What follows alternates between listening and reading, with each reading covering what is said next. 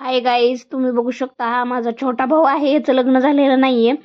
तर बघा आता आम्हाला जायचं आहे बारामतीला आणि याला चल म्हणला तर हा सोडवा येतो. मला म्हणला सकाळी 10 वाजता जाऊ म्हणला, म्हणून मी लवकर उठून सगळं आवरलेलं आहे.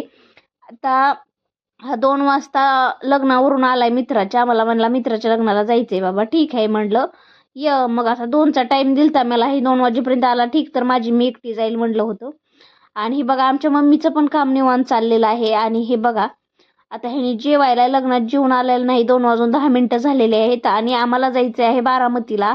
बारामतीला जायला 6 तास लागतात. मग विचार करा आम्ही कितीला निघलं पाहिजे. तर हे म्हणतात तुला पोहोचलो आणि इंदापूरहून 7:30च्या पुढे गाड्या नाही आहेत.